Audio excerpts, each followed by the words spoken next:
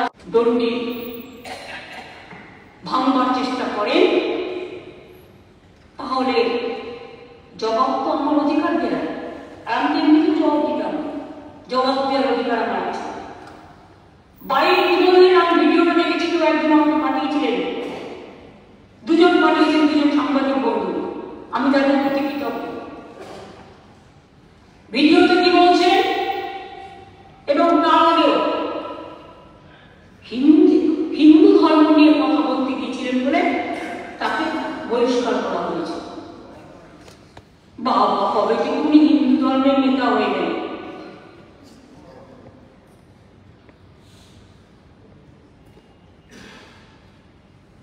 হিন্দু ধর্মটা কি এত ছোট? যে ধর্মের স্রষ্টা রামকৃষ্ণ স্বামী বিবেকানন্দ, যে ধর্মের স্রষ্টা আমাদের যুগে যুগে ভারতীয় শিক্ষা, বেদ বেদান্ত বেদাঙ্গ বিদ্যা স্থানে এ বছর রিক্সাম যজু অথর্ব, এত সস্তা আমাদের তপবন মুনি ঋষিরা, যারা সিন্ধুরান্ত বৃষ্টি অমৃতস্য পুত্র বলেছিলেন, পুত্রা বলেছিলেন, মানব জাতিকে অমৃতের পুত্র বলে সম্বোধন করেছিলেন, সেই হিন্দু ধর্মকে এই হিন্দু ধর্মের থেকে আলাদা? আমি কখনো আমার ধর্ম নিয়ে কথা বলি না, কাস্ট নিয়ে কথা বলি না, ক্রিড নিয়ে কথা বলি না, কমিউনিটি নিয়ে কথা বলি না। আমার একটা কবিতা আছে যে পদবিটা না থাকলেই ভালো হতো। কিন্তু জেনে রাখুন, যিনি হিন্দু ধর্মের কথা বলছেন, আমিও কিন্তু ব্রাহ্মণ পরিবারের মেয়ে। আপনাকে আজকে বলছি, আমার বাবা একজন স্বাধীনতা সংগ্রামী ছিলেন, তার কাছ থেকে চণ্ডীপাঠ আমার শেখা, এবং তাকে এলাকায় সবাই পণ্ডিত বাবু বলে চিনতেন। মারা গেছেন মাত্র 40-42 বছর বয়সে, তখন খুব ছোট। তার মধ্যেই যা শিক্ষা পেয়েছিলাম সবাইকে ভালোবাসার শিক্ষা। মার কাছেও তাই। আপনারা আমাকে 50 টাকা করে দিন, আমার গায়ে প্রশ্ন করবে না, কিন্তু সবার পিতা মাতা তার হৃদয়ে স্থান পায় সম্মানের সাথে। আপনি কোথায় কোথায় পিতৃদেবতাকে আক্রমণ করে বলে, আমি বলতে চাই না কথা, কিন্তু আমি বলছি কোট করে, আমি তারপরে উল্টো করে দেবো যেটা বলেছে যে মমতা ব্যানার্জি কি ভাবেন সম্প্রদায় বাবার সম্পত্তি না। আমি উল্টো দেবো, আর আপনাদের জানবার জন্য বললাম, আমার বাবার অনেক সম্পত্তি ছিল, দেবত্ব সম্পত্তি, আমরা একটুও নিয়ে নিই। আর ছিল নিজস্ব সম্পত্তি ছিল, নিয়ে নিই আমরা। মাথায় রাখবে, গ্রামে এসব কথা চালু আছে।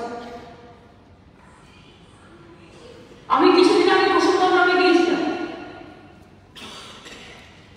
বাবার বড় ছেলে মেয়েদের ওপরে দিয়ে দিয়েছে, মানে পুজো পাঠ করতে হয় গ্রামে। আমার কাছে এসে বললে একটা সই করে দেবে। আমরা কেন? বললো আমরা রামপুরের তো আশীর্বাদ আছে। আপনি ছিলেন যে আমরা রামপুরে একটা মন্দির করতেছি। আমি একবার জিজ্ঞেস করলাম না, আমি আদৌ সই করার অধিকারী কিনা তাও জানি না, কিন্তু ওরা যখন এসে বললো তখন আমি সঙ্গে সঙ্গে চেষ্টা করে দিলাম। আমরা সব ভাবি না। আজকে আমি বলতে বাধ্য হচ্ছি, যারা হিন্দু ধর্ম নিয়ে আমাকে ব্যঙ্গ করছে তাদের উত্তর দেওয়ার জন্য। আমি যে বাড়িটায় থাকি ভোরবেলা থেকে, মানে ছোটবেলা থেকে, সেই বাড়িটায় মন্দির, একটা শিব মন্দির, সেই দুয়ারে যেখানে আমি মাথা রেখে ঘুমাই। কাজে তোমাদের কারোর কিছু করবার ক্ষমতা আমাকে নেই।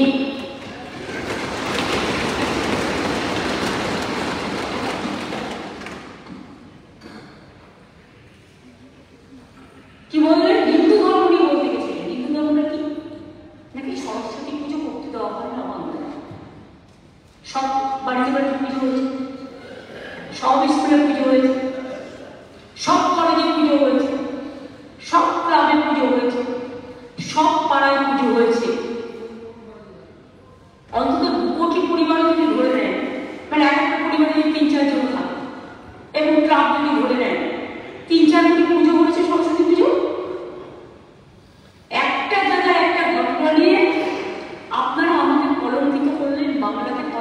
করলেন আর হিন্দু ধর্মকে কলঙ্কিত করলেন।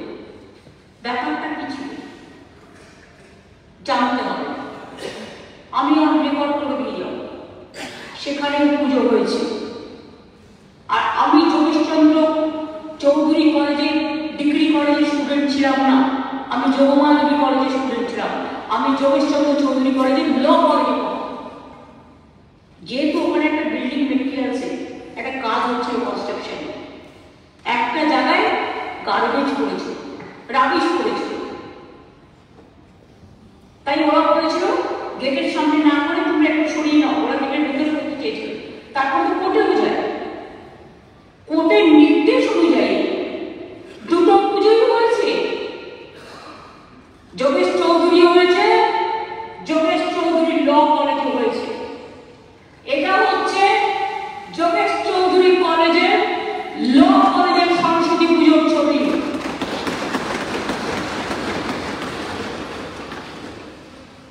আর এটা হচ্ছে যোগেশচন্দ্র চৌধুরী কলেজের ছবি সরস্বতী পুজো। আমি এভিডেন্স দিয়ে প্রমাণ করে দিলাম এবং অন রেকর্ড আমি এই দুটো স্পিকারের কাছে হাউসে আমি রেকর্ড করতে চাই। এত মিথ্যে, এত কুৎসা। आगे तो बोलते दिल्ली लेकर ऐसे ममता जी तो सरस्वती पूजा भी नहीं करने देता, दुर्गा पूजा भी नहीं करने देता। कत लक्ष्मी पुजो হয়, কত গণেশ পুজো হয়, কত ভোলে বাবা হয়, কত সর্বধর্মের হয়। আমাকে বলেছে আমি হিন্দু ধর্মকে তাচ্ছিল্য করি আর আমি মুসলিম লীগ করি। আমাকে এই জীবনে এসে শুনতে হবে এত সংগ্রাম করার পর যে জম্মু কাশ্মীরের টেরোরিস্টদের সাথে আমার সম্পর্ক আর বাংলাদেশের সাথে টেরোরিস্টদের সাথে আমার সম্পর্ক, এ কথা আপনি বলতে পারেন কিনা? আর যদি আমি টেরোরিস্ট হই প্রধানমন্ত্রী আমাকে জানাবেন।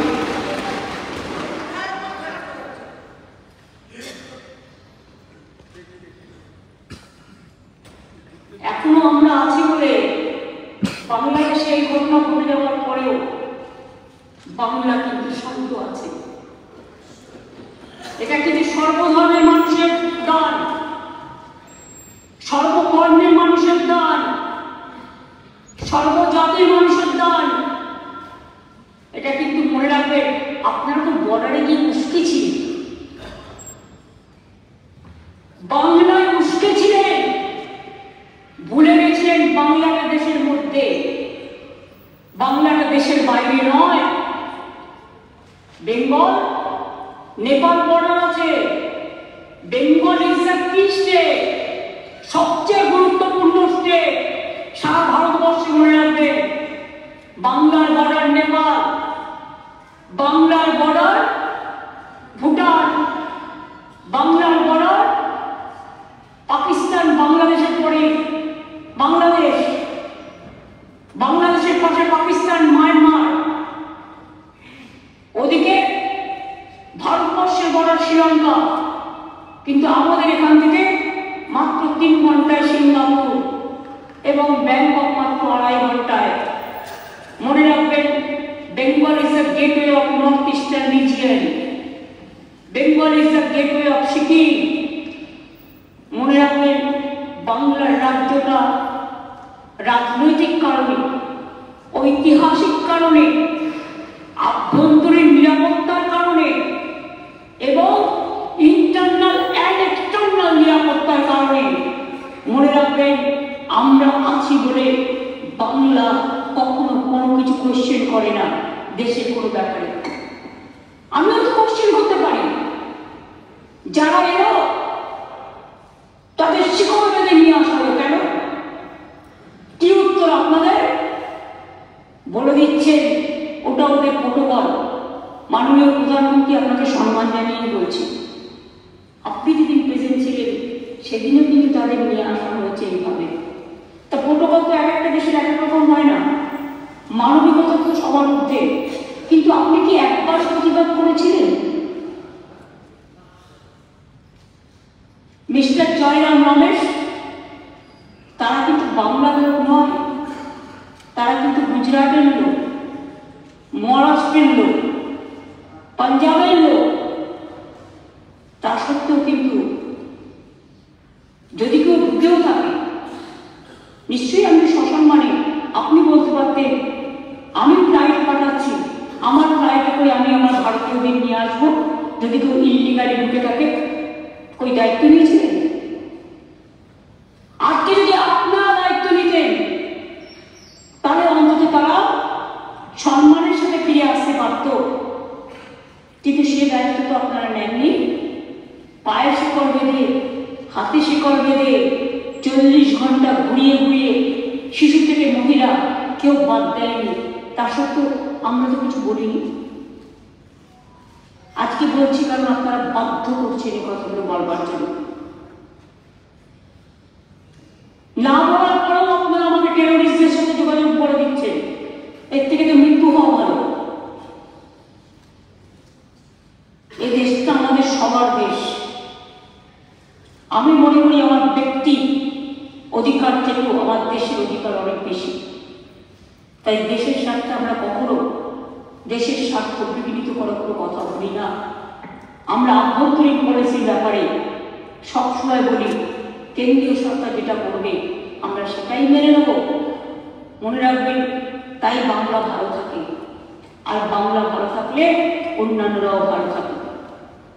আমরা তো ওয়েলকাম করছি সীমান্তবর্তী ব্যাপার নিয়ে যে মিটিং করছেন আপনারা দুজনে, আমরা খুশি। কারণ আমরা চাই আমার বাংলার শান্তির জন্য, আমার ভারতবর্ষের শান্তির জন্য বাংলাদেশও ভালো থাকুক, অন্যান্য দেশেও ভালো থাকুক। আমাদের কি অসুবিধা আছে? এ কথাগুলো কখনো আলোচনা করে দেখেছি? একবারও তারাপীঠ মন্দির দেখেছেন হিন্দু ধর্মের উদ্বাদারা? সকল Hinduism. What is the meaning of Hinduism? স্বামী বিবেকানন্দের শিকাগো বক্তৃতা করুন। It's a universal religion.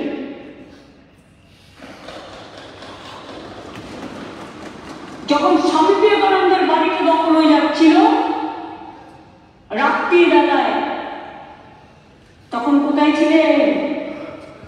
ইলেকশনের সময় স্বামী বিবেকানন্দের বাড়ি যান। আর স্বামী বিবেকানন্দের জন্মস্থান যখন মাল্টিস্টোর বিল্ডিং করবার জন্য কেউ কিনে নিচ্ছিল, এখন বেঁচে নেই ডক্টর সুব্রত মৈত্র, তিনি তার আগের দিন রাত্রির বেলায়, রাতে যখন হয়ে যেত রাত 12টায় ফোন করলেন, মমতার একটা সিরিয়াস খবর আছে। আমরা কি?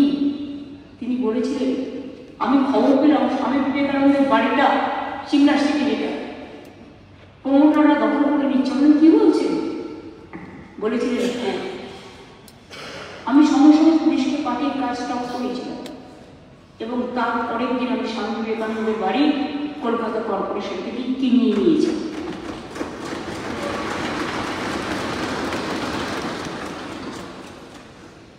সিস্টার নিবেদিতা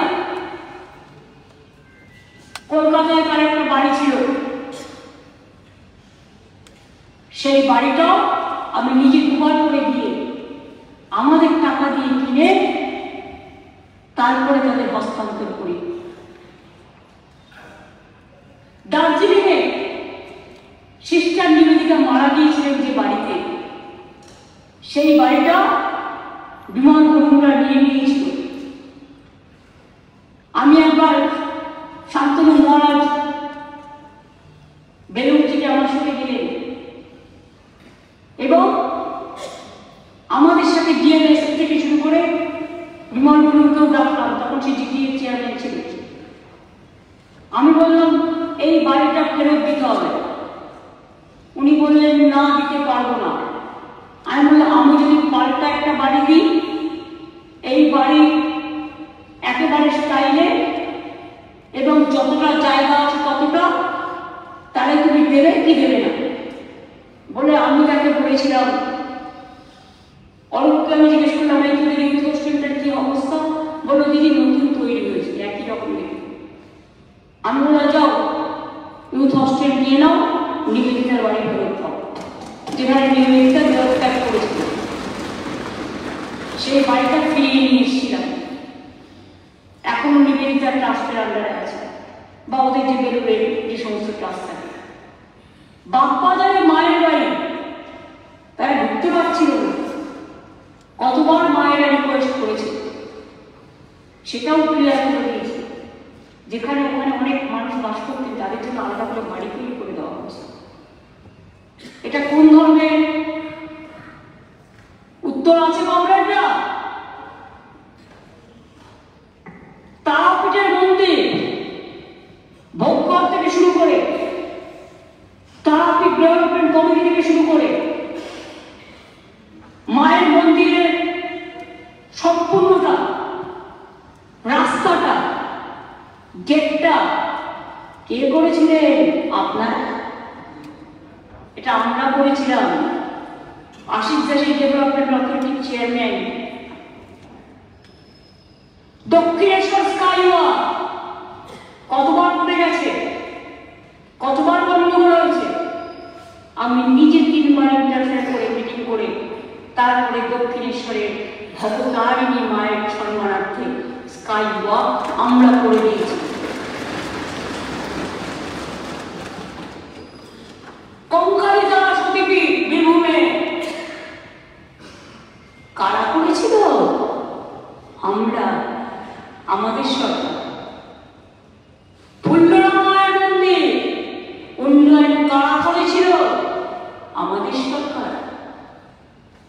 তারকনাথের মন্দির ভোলে বাবা পার লাগাও, ত্রিশূলধারী শক্তি জাগাও, কারা করেছিল? আমরা। দুর্গেশ্বর মন্দির পুড়ে গেছিল, কারা করেছিল? আমরা। মদন মোহন মন্দির দেখাশোনা কারা করেন? কুচবিহারে আমরা। শিবযোগ্য মন্দির আমরা উন্নয়ন করে দিয়েছি। মদন মোহন মন্দিরও গেস্ট হাউস থেকে শুরু করে সব করে দেওয়া হয়েছে। কালীঘাটে স্কাইওয়াক হচ্ছে, কারা করছে? আমাদের সরকার।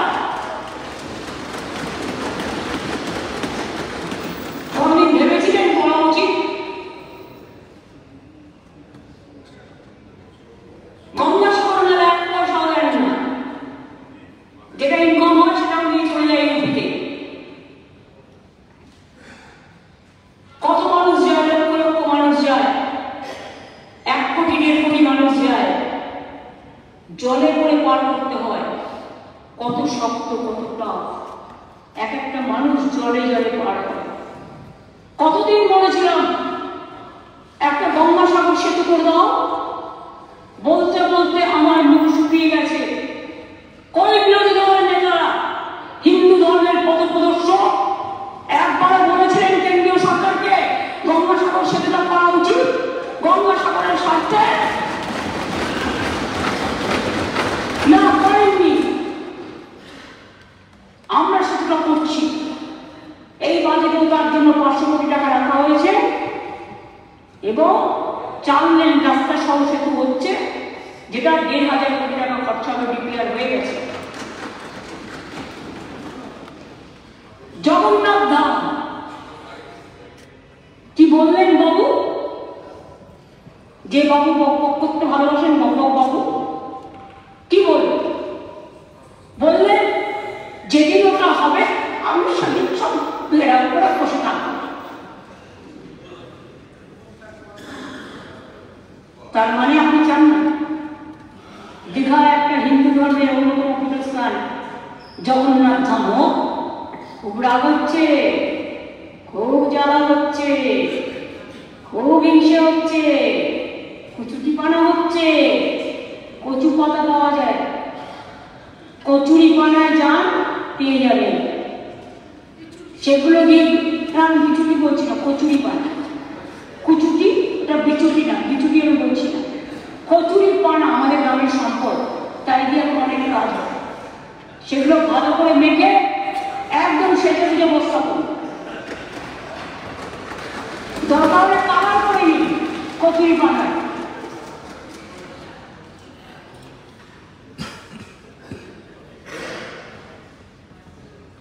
আর মানুষকে মনে করে দিন আমি জগন্নাথ ধাম করতে দেবো না, এত সস্তা। সাহস থাকলে, বুকের পাটা থাকলে আটকাবেন। মনে রাখবেন আমরা চ্যালেঞ্জ অ্যাকসেপ্ট করেছি।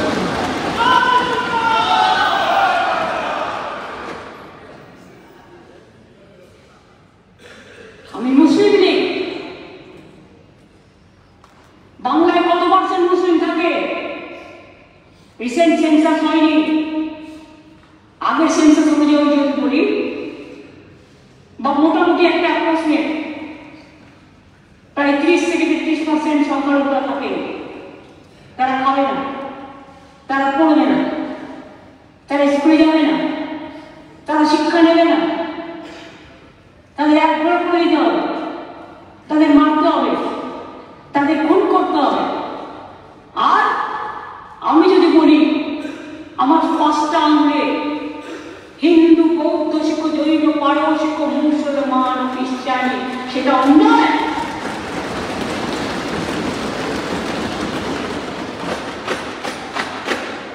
একথা শিখেছি নজরুল ইসলামের ভাষায়, তৃণমূলের সিম্বল পাল্টায়, পাঞ্জাব, সিন্ধু, গুজরাট, মারাঠা, দ্রাবিড়, উৎকল, বঙ্গ, একই বৃন্তে দুটো কুসুম, হিন্দু মুসলমান, একজন তার নয়নমণি আর একজন তার প্রাণ। আমাকে মুসলিম লীগ বলছে, আপনারা তো মুসলিম লীগের সাহায্য নেন ইলেকশনের সময় তৃণমূলকে হারানোর জন্য, অন্য পার্টিকে হারানোর জন্য। কত সাহায্য নেন? বেলুনটা ফাঁস করবো না গ্যাস বেলুনের গ্যাসটা ফাটিয়ে দিয়ে প্রমাণ করবো কোনটা সঠিক আর কোনটা বেঠিক? কাউ কিছু বলার আগে মনে রাখবেন, বাজে কথা বললে জনগণই থতামুখ ভোতা করে দেবে, আমাদের করতে হবে না। এত যে অশ্লীল কথা বলছেন একটা ধর্মের নামে, এত কুৎসা করছেন, একটা অপপ্রচার করছেন, একদিন তারা যদি একটা আন্দোলনের ডাক দেয় আপনি নিজেকে শুনতে রাখতে পারবেন তো? আমি সবাইকে নিয়ে শান্তিতে চলি। আমাদের এখানে দুর্গা পুজো হয়, কালী পুজো হয়, কেউ আবার শ্যামা পূজাও বলেন। এই তো কদিন বাদে শিবরাত্রি আছে, তারপরে দোল আছে, কদিন আগে শবে বরাত চলে গেল, তথ্যও জানে না, বললো আমি মুসলিম লীগ তাই শবে বরাতের ছুটিতে, শবে বরাতের 2 দিন ছুটি দিয়েছি। I challenge this. এবং ওরা আমাকে ফেস করতে পারে না বলে আমি বলার সময় থাকি না।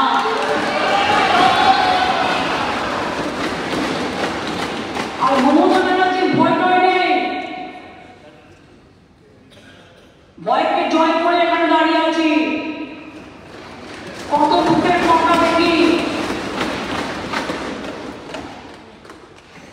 ভুলে গেছিলেন শবে বরাতের পরের দিন রাজবংশী নেতা ঠাকুর পঞ্চানন জন্মদিন, ছুটিটা তার জন্য ছিল।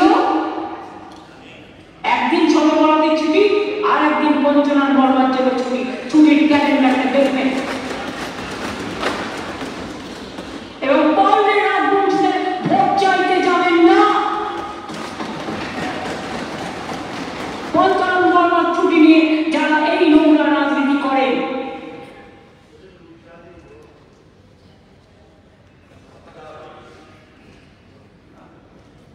কি খারাপ হয়েছে সেটা আমি জানি না, সেটা বুঝবে পরের ইলেকশনে।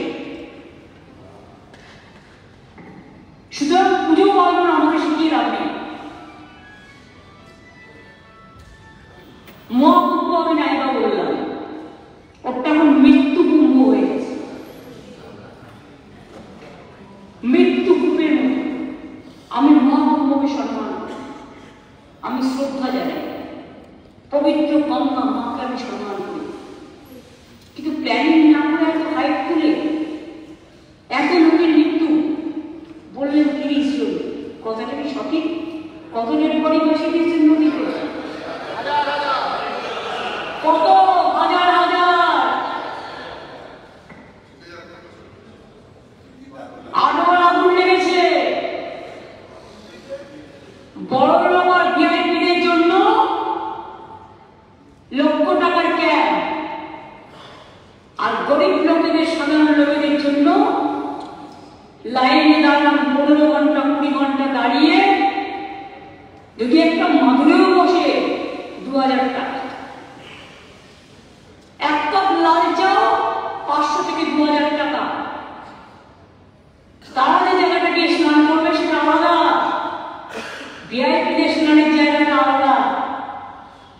সেই জলটা আপনারা দূষিত করেছেন, বিষাক্ত করেছেন মহাকুম্ভের পবিত্র জায়গাটা। সব জায়গায় হাত তুলে দিয়েছে। সে একবার হয়েছিল না, গণেশ দুধ খাচ্ছে, সব ওখানে স্নান করো, নাহলে পবিত্র হয় না। মৃতদেহের ওপর দিয়ে যারা এই হাইট তুলছেন আর টাকা কামানোর জন্য ধর্মকে বিক্রি করছেন, তাদের আমি মন থেকে মেনে নিতে পারি না।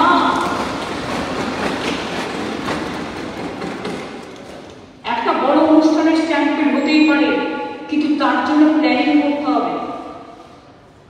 কি প্ল্যানিং করেছিলেন আপনারা? মহাকুম্ভ শুরু হওয়ার দিন পর্যন্ত কোনো প্ল্যানিং হয়নি। ইভেন এখন আমি দেখছি আসানসোল থেকে শুরু করে বিহারের লোক এনে ঘুরছেন, আসানসোলের লোক এনে ঘুরছেন, বিভিন্ন জায়গার লোক এনে ঘুরছেন, আর বলছেন জনসব বিনা পয়সার করে দেবো, ফ্রিতে ট্রেন দিচ্ছে। আপনি আগে দেখুন আপনার ক্যাপাসিটি আছে কিনা, কত লোক যেতে পারে, কত লোক একটা ট্রেনে যেতে পারে। আমরা তো ট্রেন ভাড়া করে 100 দিনের কাজে টাকা যখন পাচ্ছিল না, জব কার্ড হোল্ডাররা, গরিব মানুষগুলো টাকা বুক করে, টাকা দিয়ে ট্রেন বুক করা হয়েছিল। করা যায়? আমি মিনিস্টার ছিলাম, আমি চ্যালেঞ্জ করে বলছি, আপনারা টাকা নিয়েও পরে টাকা ফেরত দিয়ে বললেন দেওয়া যাবে না। তাহলে ফ্রি ট্রেন কাকে দিচ্ছেন? সাফরন কাওয়া।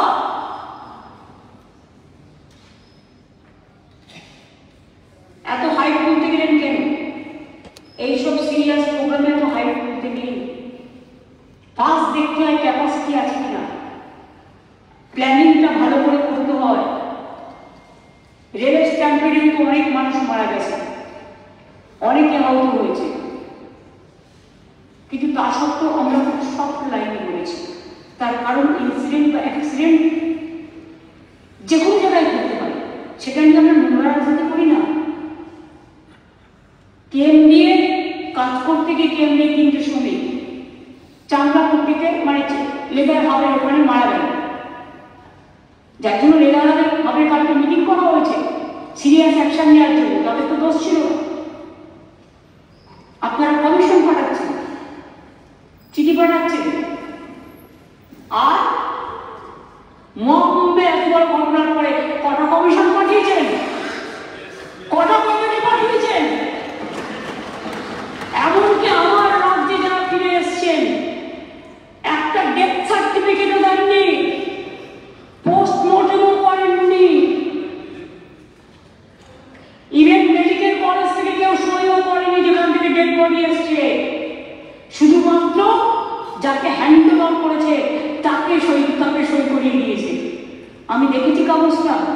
তাই আমরা কিন্তু প্রত্যেকে যাতে ডেথ সার্টিফিকেট পাই, সেই জন্য এখানে পোস্টমর্টম করিয়েছি, যাতে তার ফ্যামিলি জানতে পারে যে তার ফ্যামিলির মৃত্যু হয়েছে কোথায় এবং তার পোস্টমর্টম করা হয়েছে, সে মারা গেছে স্ট্যাম্পেডে।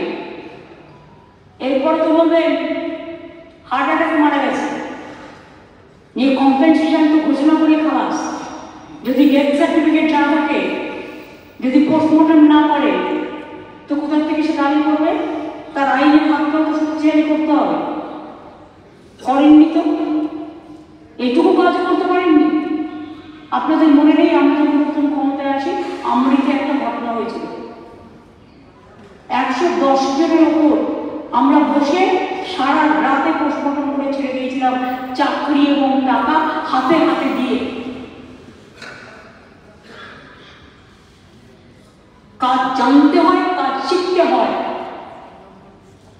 আমরা গঙ্গাসাগরে মেলা চলাকালীন কোনো ভিভিআইপিকে অ্যালাউ করি না।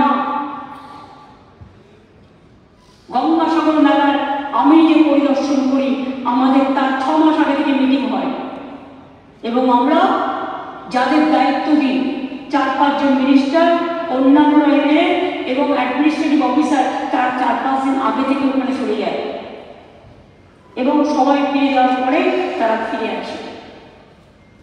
এই লাল লাইট জ্বালিয়ে ফো ফো করতে করতে আর ভো ভো করতে করতে সাধারণ মানুষকে বোকারটা করে দিয়ে আর ভিআইপিদের জন্য হাইট তুলছেন, টাকা দিচ্ছেন আর গরিব মানুষগুলো কি মানুষ নয়? হিন্দু ধর্মের কথা যারা বলে গর্ববোধ করেন, আমিও গর্ববোধ করি আমি হিন্দু ধর্মের লোক, কিন্তু আমি সর্বধর্মের লোক, এটা নিয়ে আমি বেশি গর্ববোধ করি।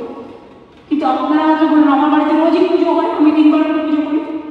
আপনাকে সেটি বলুন, ধর্ম যার যার হৃদয়ের ব্যাপার, ধর্মটাকে বিক্রি করে খাওয়ার জায়গা নয়। আপনারা ধর্ম বিক্রি করে দেশটাকে ভাগ করেন, দেশটাকে টুকরো করেন, আমরা করি না।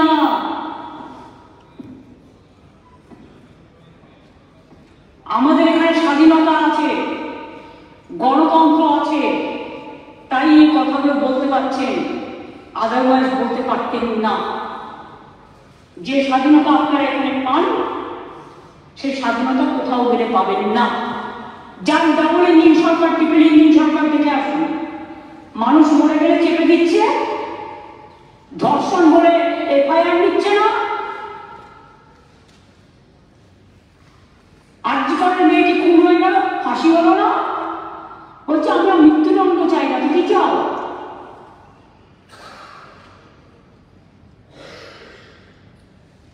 এটা আপনাদের বুঝতে হবে। আজকের দিনে সোশ্যাল মিডিয়া বাচ্চাদের হাতে পড়ে পড়ে, বাচ্চারা সবটা দেখতে পায়।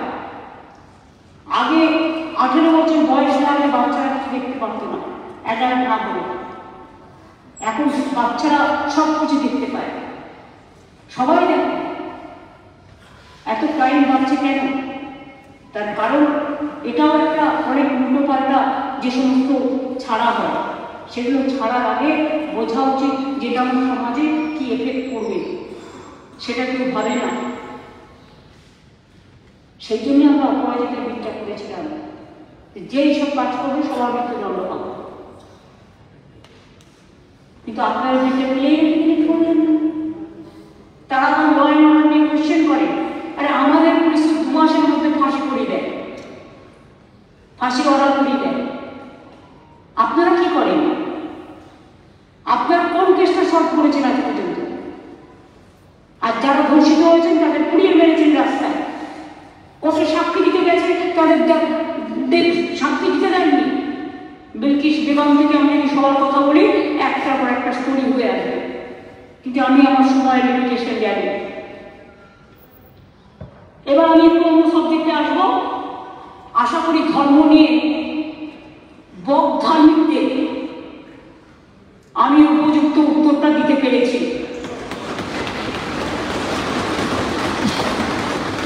এরপরেও বকধার্মিকরা